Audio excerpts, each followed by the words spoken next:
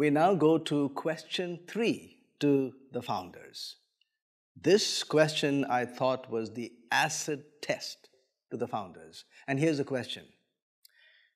All your teachings are good, amazing, really impressive.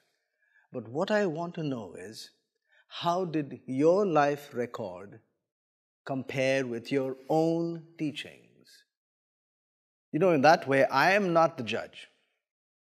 So it was with a sense of safety that I asked this question. And yet it was a pertinent question to me. The one that would be the judge would be the writings, their own writings. How did the writings and their life record compare? And so, teachings versus life of the founders. Here's a statement from the Hindu writings. When a man gives up all varieties of desire for sense gratification, then he is said to be in pure transcendental consciousness. A person who is not disturbed by the incessant flow of desires can alone achieve peace. Now, there's one thing I found in all religious writings, across the board, major ones. There was clear preponderance, or at least a clear description of our sensual desires, of actually talking about sex. And I think why they did that was because it's such a big part of life on planet Earth. Everybody is thinking and involved with this idea of sensuality and sex. It's not wrong.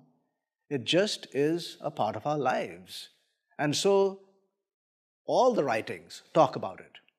And all the writings give a cautionary word about it, including this one from Hinduism. Look at what it says. He who is not disturbed by the incessant flow of desires can alone achieve peace. In other words, it is a requirement that you put this away to its place, not let it come up to the fore. Now, this question was one in which I had to become a little negative. I had to go probing to look for the places where they made mistakes. So if you don't mind, this is one of them in which I will be a little critical. I looked at these authors of the Hindu religion and could not really find a description well enough. And so I went to the description of one of the gods, an incarnate god. The 8th incarnate of the god Vishnu is Krishna. And this is what it says about Krishna. You see, the picture there is Krishna along with a consort or a lady accompanying him. Her name is Radha. Radha is not his wife. Radha is Ayana Ghosha's wife. So look at the statement. When Ayana Ghosha heard of Radha's adultery, he went in search of the couple.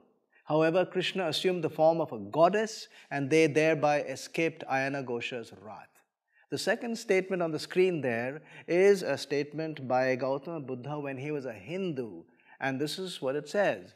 Our holy books tell us of gods, sages, and heroes who, though high-minded, were addicted to sensuous passions. In other words, the description of what they're supposed to do is very clear, but it looked like they were not keeping to it. In fact, Krishna grew up in a place called Vrindavana, and his only companions were girl cowherds called gopis. And if you look at the picture, he has a flute. He played the flute beautifully. And sometimes what he did by playing was to seduce these girls. And that's why the people of the town didn't like him.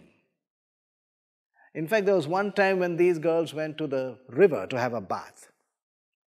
Krishna went and picked all their clothes, climbed up the tree, and he said, if you want your clothes, come one by one and get it from me. Wow. Most scholars get a little red-faced when they describe this. The fact is, it is true. It's there in their writings, in the Mahabharata. In fact, there's a statement there by a person called Sisupala. Sisupala was on the opposite camp to Krishna. And during one of their darbars or royal meetings, he chided Krishna and he said, don't think this is what you are doing. This is war. We're going to war with you.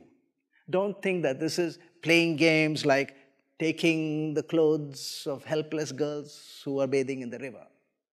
In other words, Shishupala was referring to this. So it's there. One of the traditional writings I have read, now I can't vouch for it, but it does say that Krishna had so many wives. One of the numbers is 16,000. That's a lot. In fact, that same source stated that he had fathered about 180,000 sons.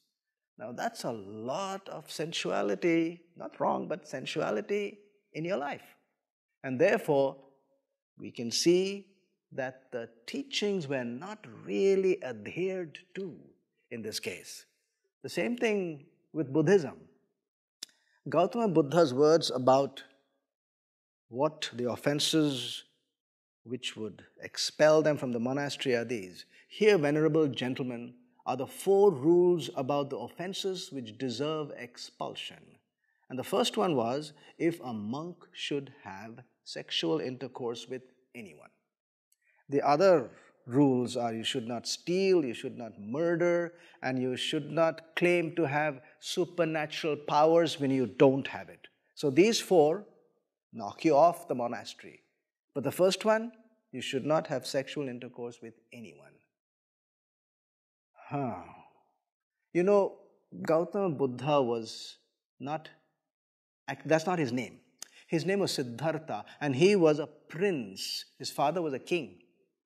When he was born, there was a prophet, a seer, who came down from the Himalayas and came to the kingdom. His name was Asita, prophet Asita, and he told the father, you're going to have a son, and you have a choice. Either the son is going to become a great world emperor, or he would go out into the wilderness looking for light, truth. Which one do you want? And the father said, well, I want my son to become a world emperor. I don't want him to go out like an ascetic to the wilderness. And so Asita said, all right, there's a condition. The son, Siddhartha, who's going to be born, must never set his eyes on old age, disease, suffering, and death. 4 things. If he sets his eyes on them, he will leave his palace and go out. So the father, Sudhodana, his name, he said, all right, I'll keep to it. So he built palaces on his grounds. And he kept Siddhartha on the top stories of the palaces, never letting him come down to the palace grounds or to the town in case he might set his eyes on the prohibited things. But then how do you keep a young man entertained without him coming down? Well, the writings tell us how. From the age of 16 when he was married to the age of 29, there's a description of how he was kept entertained. He was entertained by women minstrels. And this is the description. They entertained him with wanton swayings, butterfly kisses, and seductive glances.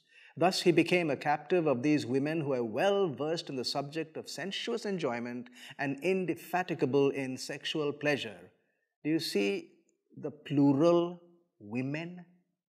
In other words, there's more than one. They were not his wives. So he was indulging in sex all the time, every day, week after week, month after month, year after year, for 13 years. And then he left the palace in search for light. So for 13 years, he was doing exactly what he himself said he should not do. Some people say, well, that was before he was enlightened. Yes, that is also true. But if you read the writings of how a person becomes a Buddha, it has to go through one birth after another. And at each birth and life, anything you do has to be accosted with the law of karma, meaning what you do has a reaction. Anything you do, if you do something bad, you have to pay for it. And you do not pay for it in that life, you pay for it in the next life. So here is the picture. If you want to become a Buddha, the previous life must be completely whole, completely innocent, completely free of any mistake. It's not the previous life we're talking about. It is his own life. So stating that this was only before his enlightenment does not really stand to ground. You know, when he was going off into the wilderness looking for light for those 6 years, this is what he said. In fulfillment of my vows, I have plucked out the hair of my head and the hair of my beard, have gone down to the water punctually thrice before nightfall to wash away what? The evil within. I didn't write those words.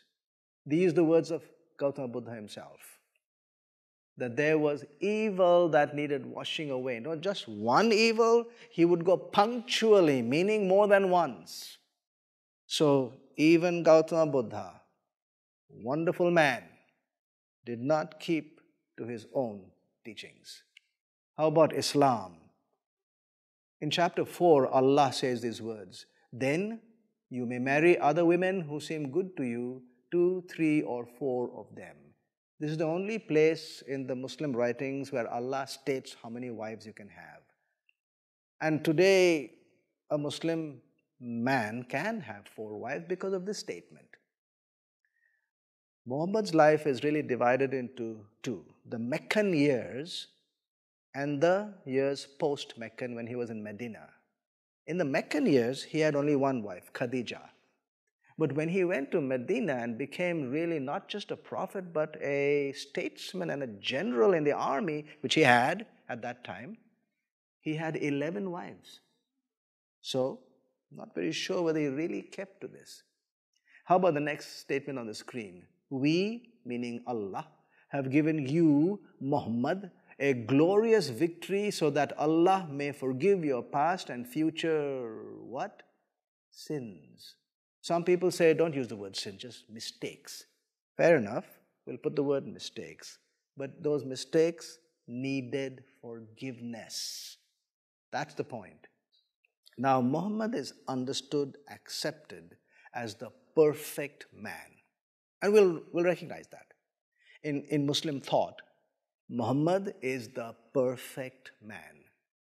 But the description in the Quran is that this humanly perfect person still had sins and mistakes that needed forgiveness. How about the third statement? Did he, Allah, not find you, Muhammad, in error and guide you? In other words, the perfect man may still have errors. He may be forgiven, but the perfection that is described is not complete perfection. It's a mistake that needed to be forgiven, and then you are perfect. Judaism, the words are, thou shalt not kill, thou shalt not commit adultery, thou shalt not bear false witness, meaning thou shalt not tell lies.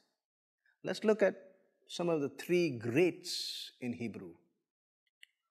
Moses, so he looked this way and that way, and when he saw no one, he killed him and hid him in the sand. What is that?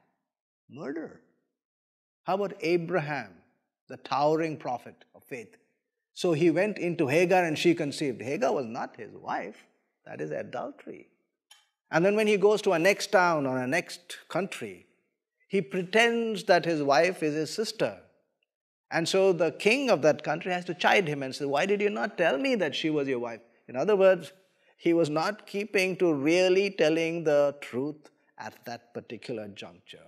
So this great statured individual in Hebrew literature could not keep to his own teachings. How about David? Then David sent messengers and took her. Who is her? Bathsheba. Bathsheba was not his wife. Bathsheba was married to Uriah the Hittite. So when he took her, he was committing adultery. And then to hide the adultery, he sent Uriah with a message. Now Uriah the Hittite was a soldier.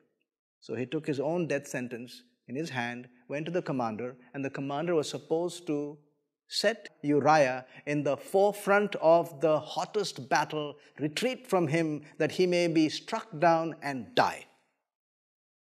Premeditated, cold-blooded murder.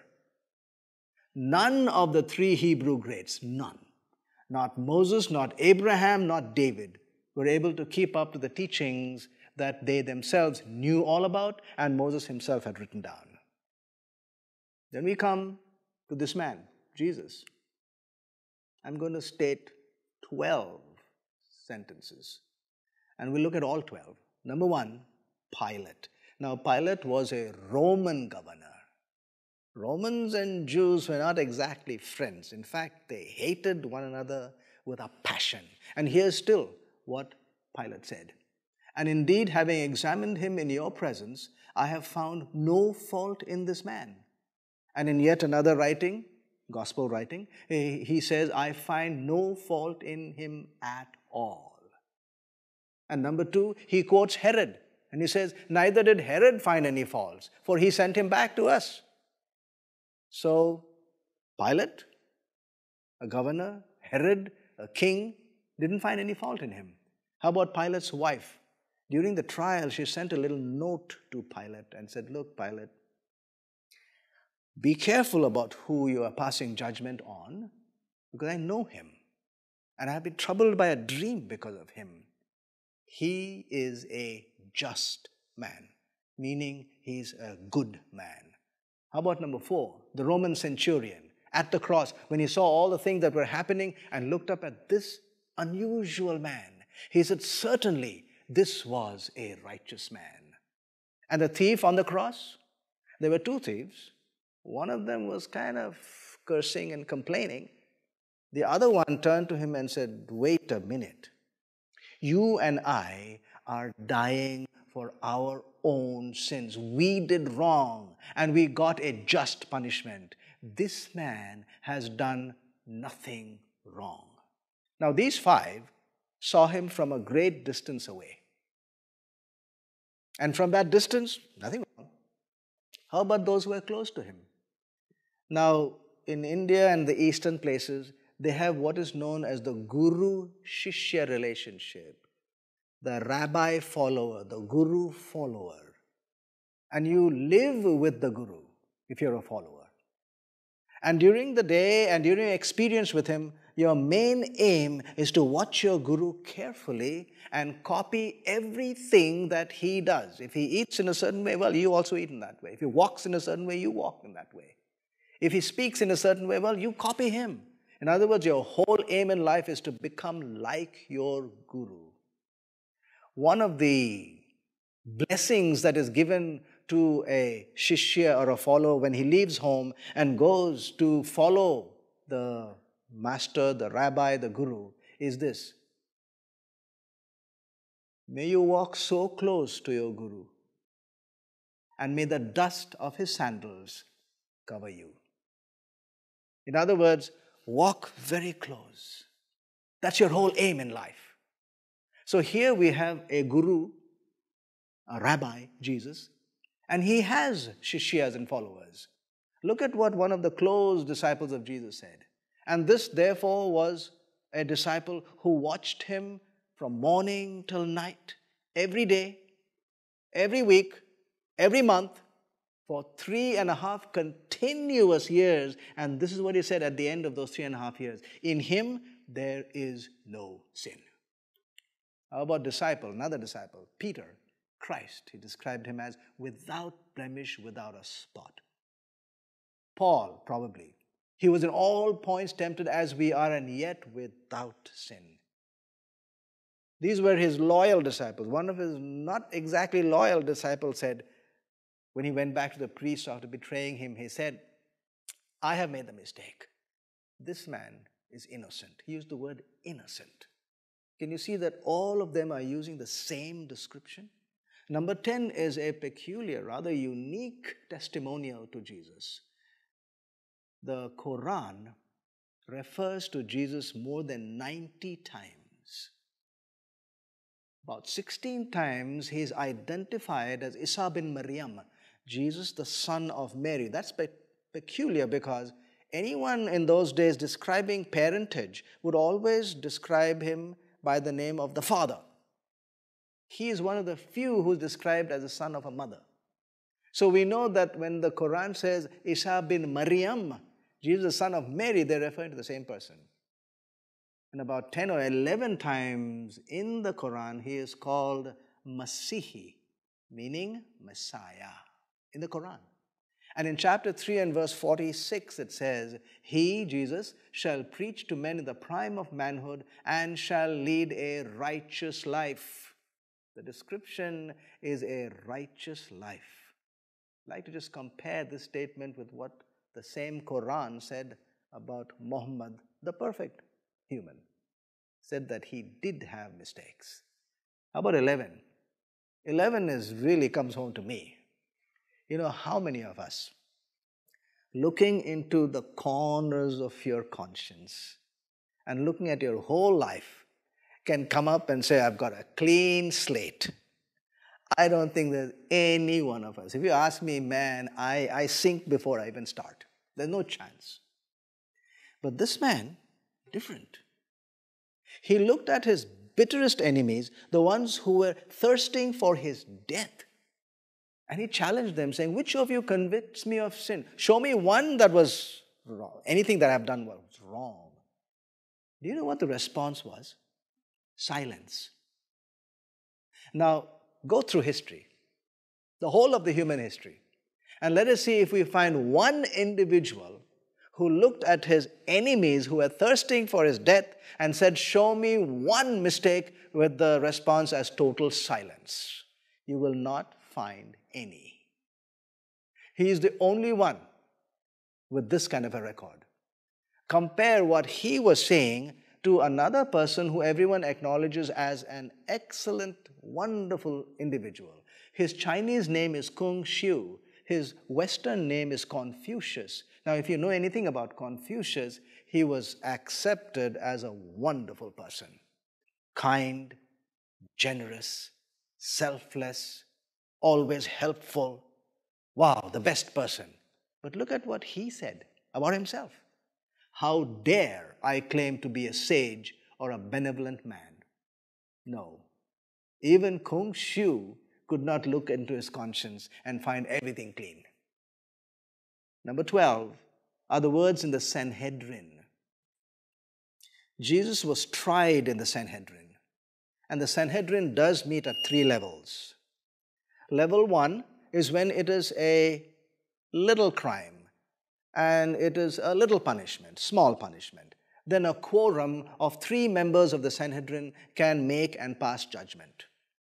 When it's more important, for example, you come to a place where you want to pass a death sentence, then you need a quorum of 23 members of the Sanhedrin to pass judgment.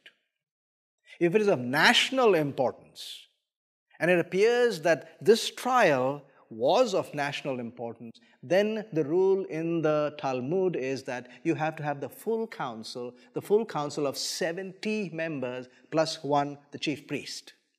Now, we don't know exactly whether the whole 70 members were there, but it would have been definitely more than 23. You know what the highest number of judges in a bench is in most lands?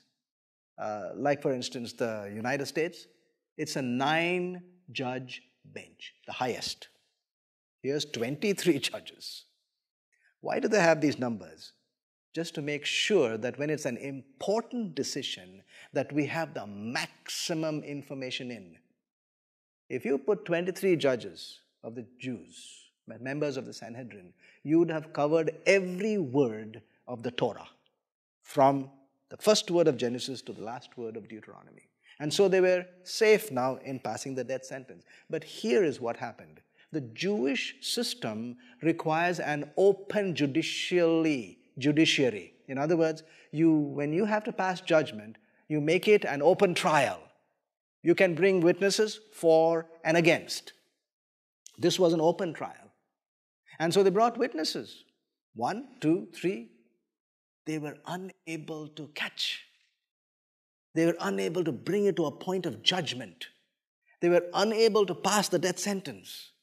And so, against the law, the chief priest, who is a judge, steps down and becomes a prosecuting attorney, as it were, and he comes straight to Jesus and puts him under oath. This was the most sacred oath in the Jewish year. To this oath, you cannot be silent. He puts him under the oath. I adjure you by the living God. That's the oath. Tell us if you are the Son of God. What am I saying really is, they had gone through the trial. They did not find anything wrong. So now the chief priest shifts the question, if you notice. Now the question is not, what did you do or not, what did you not do? But who are you? Why the shift? The trial tells us why. Because bringing all the evidence they could, all the witnesses they could not find a single fault in anything that Jesus had done or had not done. And that is why the chief priest shifted out the whole thrust of that trial from not what you did, but to who are you. And this is probably, in judicial history, the only time when the death sentence was handed down not for an act, but for just his identity. What does that say? None of his acts were punishable. So when you take these 12, now look at the 12. Friends, enemies, countrymen, foreigners, people in high level of society, people in low level, people who are accepted and admired, and people who are criminals. Every one of them said the same thing about this man, Jesus. He is innocent. No fault. Wow. So here, and here alone, did I find one life in whom the theory of his teachings were matched in his practice. Here is the only life in which whatever he had taught had met its complete and final fulfillment in real life. And therefore, as an inquirer, trying to be fair and balanced, I would say that here and here alone do we meet a man who lived his life to an unblemished perfection. If that's the case, then he is the only man, the only founder who could turn around and look every one of us in the eye and say, follow me, for I have set you a perfect example, the only one. So here's the conclusion of the question. Teaching versus life. We point to him again. 15 million minutes of life on this earth. In the midst of a wicked and corrupt generation, every thought, every deed, every purpose, every work, privately and publicly, from the time he opened his baby eyes until he expired on the cross, were all approved of God. Never once did our Lord have to confess any sin, for he had no sin. You know, about this time, I began to get a little restless. I am a medical doctor, a physician, and we are taught when we read journals not to simply swallow what is there, but to critically look at the way the testing was done, the way the experiments were set up, so that it meets a certain criteria. And one of them is that you look at the numbers and hope that the authors were not pushing the numbers to a certain direction, a preconceived direction. You can do it. It's very easy. Let me give you an idea. Suppose the beginning part of an experiment shows 5% and the end of the experiment shows 10%. What is the difference? 5, you'd say, because 5 to 10 is 5. But it could also be 100% because it doubled. So you could put 5, you could put 100. Can you see that you can write numbers which are not exactly the correct one in a certain setting, and you could skew the idea. That's what I mean. So when I looked at what we have done so far, everything seemed to be going one direction. Did you see that? So I said, wait a minute. Am I pushing this man in this book out in front. I could be doing that. Yeah.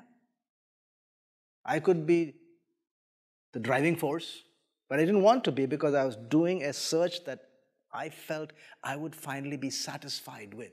And it's not satisfying if you push your own opinion and finally get it okayed by anyone. If you want to know the truth of the matter, then you've got to look for the truth of the matter. And so I pulled back and I said, well, let me look for some other topics.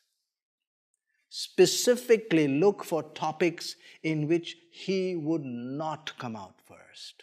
And the next three are those. Let's go to them. Number one, birth and parentage. In Hinduism, there are multiple authors, no specific founder, we saw that. All the authors were revered individuals born to honorable parents. So the birth story is honorable, good.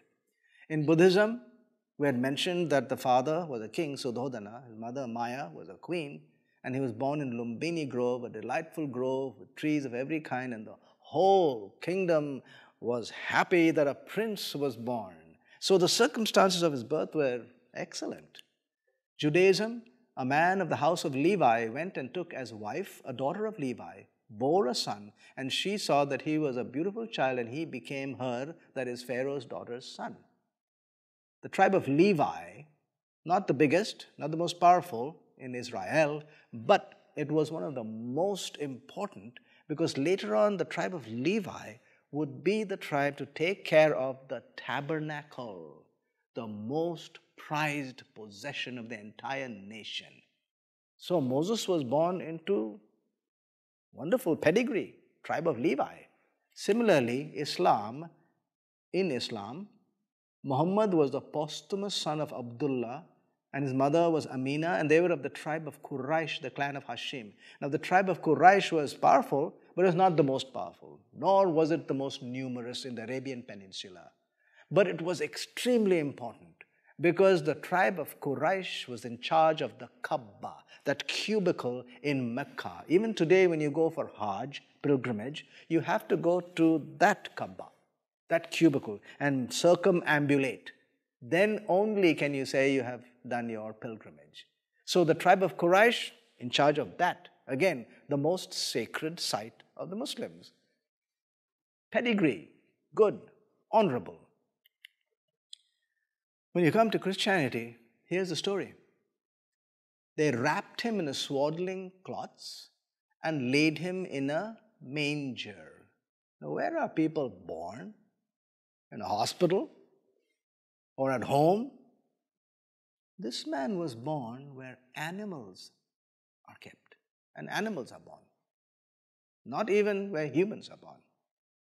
And these words swaddling cloths and manger have been romanticized by the Christian community. But look, a swaddling cloth is simply rough cloth. You don't hang it up as a curtain. You use to wipe the table. And one of the uses was strips of swaddling cloth were used to wrap dead bodies. Not exactly complimentary. What about the manger? You know, you've seen these postcards and these Christmas cards that they are sent one to another in the Christian world. You see the manger all beautifully drawn out there, you know, romantically put every straw in place. And sometimes we think that it was absolutely sanitized, and some people even think it was probably deodorized. No, it was not that way. The manger was simply a rough feeding trough where the animals came and ate. That's all. Born in absolute poverty-stricken circumstances. But worse, after his mother was betrothed to Joseph, before they came together, she was found with child. Get that?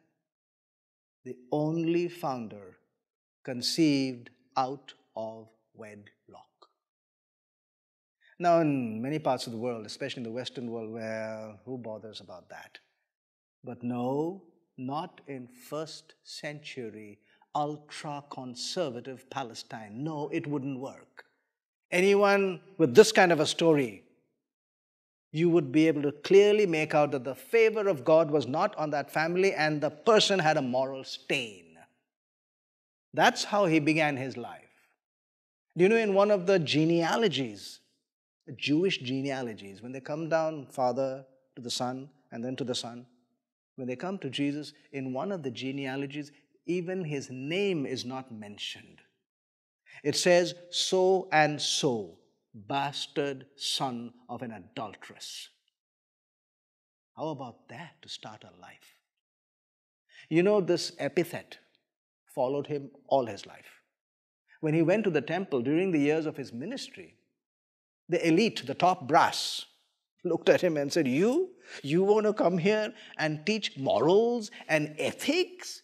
We were not born of fornication like you. Get out of here. What a way to start a life.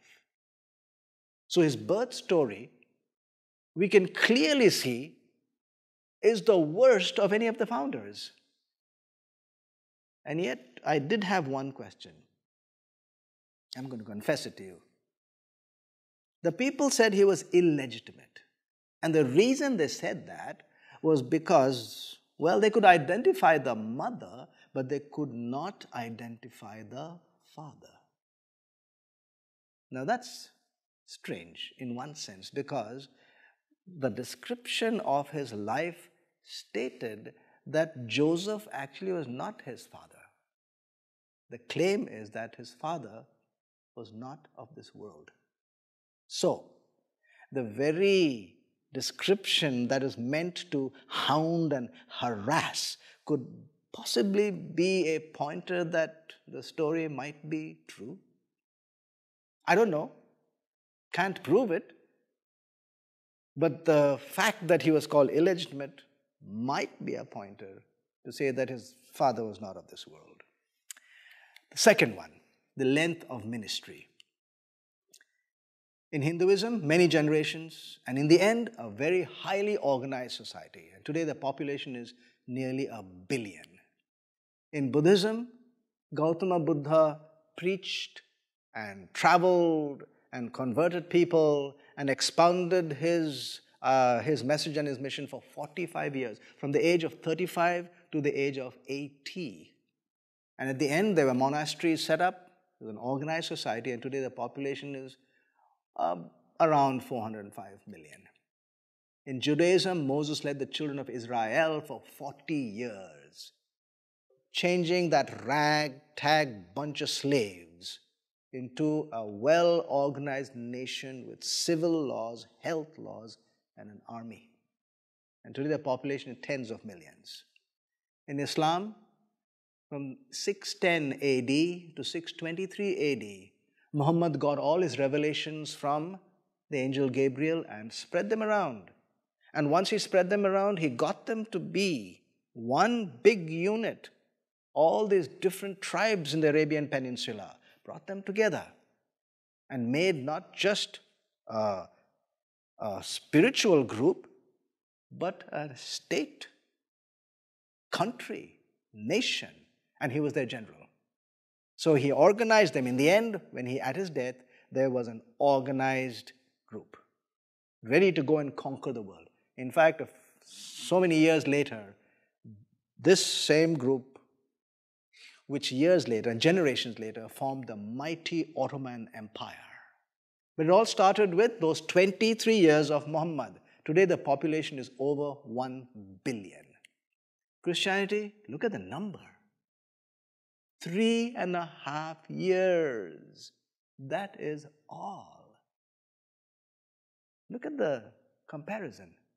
Generations, 45 years, 40 years, 23 years, and suddenly only 3.5 years. How come? Why? The answer reveals a truly pathetic picture. Jesus did not die of some sudden disease or an accident. He died because he was hated with a passion, booted out from his community, and put to death. That is why it is only 3.5 years. And at the end of those 3.5 years, all that was left was a bunch of demoralized and shattered individuals. Can you see that? Short period of ministry. In fact, it's so short. In fact, it is the shortest. So, naturally some questions would arise. The shortest period of ministry, ending with complete shattering of his group, and yet today the population of those who go by his name is 2 billion, the biggest number. There must be a question that will arise in any inquirer's mind. But at this point, all we can say is of the number, of the description of the length of ministry, he comes out last. 3.5 years, and that's it. Circumstances at death. This is the third of the questions I asked where Jesus would not come out first, but it's number 9 of the full questions, number 6 of the questions to the founders. And so circumstances at death. The Hindu sages were honored at their death, and today they are revered and held in high respect. In Buddhism, he died in Kusinara, Gautama Buddha, surrounded by his disciples who strained to catch every one of his last words. In other words, surrounded by doting, admiring people. The body was wrapped in 1,000 layers of finest Banaras cloth and cremated. Banaras is the name of a town. Varanasi is the name today. It is well known, at least was well known for its silk. They could weave very fine silk. You see these Indian women wearing their saris, 6-7 yards long, 1.5 yards wide. Do you know that in those days they could weave silk so fine that you could take that whole sari and fold it up and put it into a matchbox? Fine. And when you wrapped a body with 1,000 layers of this fine silk, you are giving that body the highest respect anybody can give. So that's the circumstances of the death of Gautama Buddha. Highly honored. Islam. Umar, who was one of the leaders, said, I was dumbfounded and fell to the ground when he heard about Muhammad's death. Why? Because suddenly he realized that a great leader had gone. And in the town, as soon as the word spread, we could see ladies slapping their cheeks and beating their chests and breasts, wailing, because that was the time-honored method of respectfully saying goodbye to an individual who was revered. And so all these expressions of respect and admiration at their death. Moses was 120 years old when he died, and the children of Israel wept for Moses in the plains of Moab for 30 days. It's like the president in office has died. What do we do today? Well, let's have a state mourning. All offices closed, all shops closed. Nobody goes to university. Flag at half-mast. 3 days, 5 days, 7 days. Here's a state mourning for 30 days. The whole nation at a standstill. Doing what? Paying their respects. Giving them respect. Saying that a great leader had gone. When you come to Jesus, the picture is entirely different. Look at the way he died. With him were also crucified 2 robbers, one on his right and the other on his left. And he was numbered with the criminals, transgressors, criminals. One on his right and one on his left. When there's an odd number, in those days, it was understood that the one who was in the center was the worst criminal. And so this is how he died. Crucified as a criminal. If you look at the picture on the screen, you will find a loin cloth around his waist. Do you know what that is? That is just the artist who is hoping to be decent in his drawing and in his painting. Those who were crucified in the times of the Roman Empire were crucified stark naked. These criminals were so vile that it was okay to strip them of every last vestige of dignity. Strip them completely naked. Put them up on the cross. Everyone can see their shame. Humiliating. From henceforth, that family would never be able to raise their heads in public. It was over, gone. He was numbered with the criminals. That's how he died. And worse, from his own mouth came these words. At the 9th hour, Jesus cried out with a loud voice, my God, why have you forsaken me? Who died as a criminal, naked, hanging there for the world to see, and from his own lips, forsaken of God. What can be worse than that? Do you know why the chief priests and the rulers asked for crucifixion? They had accused him in the Sanhedrin of blasphemy. According to the Torah, the punishment for blasphemy is stoning. Why did they ask for crucifixion? Because when you read the record, that's all they asked for. Can we have him crucified?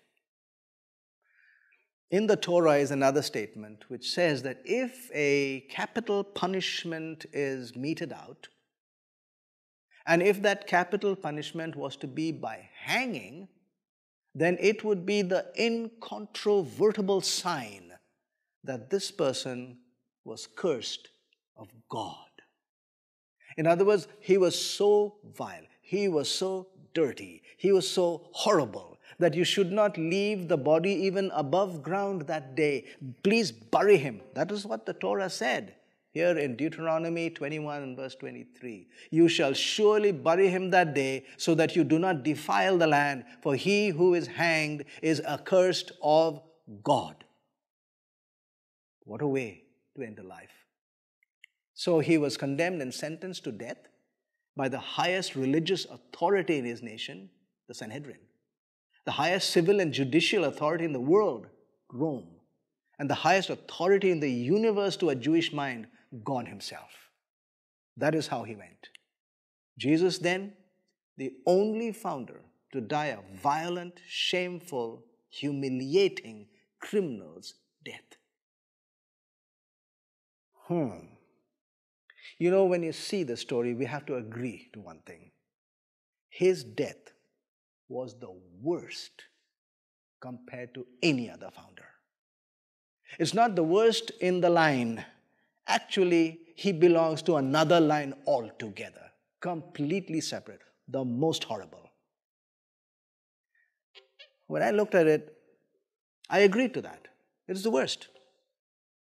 But certain questions did spring up in my mind. Why would some top-notch artist and sculptors make some superb works with this man's ideas and parables and stories as the theme of their work?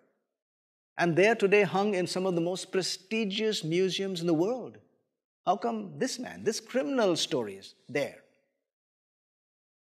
If I gave you $500 million and I said, go ahead and build a university, would you, in building the university, put the name of a criminal on the central buildings? And yet, that is what's happened. In many of the universities which they started out in his name. His name is right there in the central buildings. Why? You know, when you look out in the world and see natural disasters and wars, there is a group that runs to those places to help others. They sometimes are there the earliest, and they stay there the latest, the last to leave, because they want to help.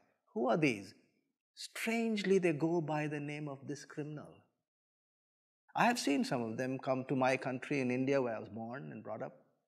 They don't come to where I was. They would go out really to way outside there, to the rural areas. Sit on the ground with them, eat their dirty food, drink their dirty water, contract their diarrheal diseases, and some of them finally succumb and die there. And then they are put into a little hole in the ground with a mound of dirt over it. Not even a name tag nearby. What causes them to do that? Leave the comforts of your home and go out to speak for this man? Who are you talking about? And all they can point to is a half-naked body on a cross. It does not make any sense, my friends.